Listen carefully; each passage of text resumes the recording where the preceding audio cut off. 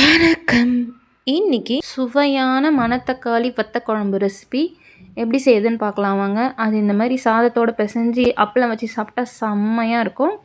அதுக்கு ஒரு கடாயில் 1 டேபிள் ஸ்பூன் நல்லெண்ணெய் சேர்த்துக்கோங்க, 1/2 ஸ்பூன் கடுகு சேர்த்துக்கோங்க, 1/4 ஸ்பூன் வெந்தயம், கொஞ்சம் போல் பெருங்காயத்தூள், கொஞ்சம் கருவேப்பிலை இதெல்லாம் சேர்த்து பொரிஞ்சதுக்கப்புறம் பூண்டு, ஒரு முழு பூண்டு எடுத்து வச்சுருக்கேன், 2 பூண்டு. இதை வந்து நல்லா உரித்து எடுத்துக்கோங்க. இந்த மாதிரி சேர்த்துட்டு நல்லா வதக்கி விட்டுக்கோங்க. பூண்டு நல்லா வதங்கினதுக்கப்புறம் ஒரு 1/2 கப் போல் சின்ன வெங்காயம் சேர்த்துக்கோங்க. இது 20லேருந்து 25 வெங்காயம் கிட்டே இருக்கும்.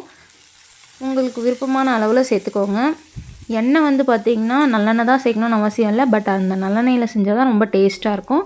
அதுக்கப்புறம் ஒரு பெரிய சைஸ் தக்காளியை குட்டி குட்டியாக சாப் பண்ணி வச்சுருக்கேன். வெங்காயம் வதங்கினதுக்கப்புறம் தக்காளி சேர்த்துக்கோங்க. சேர்த்துட்டு இதையும் நல்லா வதக்கி விட்டுக்கோங்க. இப்போ இதெல்லாம் வதங்கிட்டு இருக்கட்டும். இந்த குழம்புக்கு தேவையான புளியை ஊற வச்சு வச்சுருக்கேன். பெரிய நெல்லிக்காய் சைஸ் இருக்க புளியை நல்லா வாஷ் பண்ணிவிட்டு ஊற வச்சு வச்சுக்கோங்க. அப்புறம் குழம்புக்கு தேவையான கல்லுப்பு சேர்த்துக்கோங்க. இந்த டைமில் நம்ம மணத்தக்காளி வத்தலை வறுத்து எடுத்துகிட்டு வந்துடலாம். எண்ணெயில் போட்டு நல்லா பொரித்து எடுத்துகிட்டு வரணும். இந்த மாதிரி எடுத்துக்கோங்க. அது தனியாக வச்சுக்கோங்க. இப்போ பாருங்கள், நமக்கு தக்காளியும் நல்லா குழைய வதங்கி வந்துருச்சு. இப்போ மசாலா ஐட்டம்ஸ்லாம் சேர்த்துடலாம். 1/4 ஸ்பூன் மஞ்சத்தூள், 1/2 டீஸ்பூன் குழம்பு மிளகாத்தூள் சேர்த்துக்கிறேன்.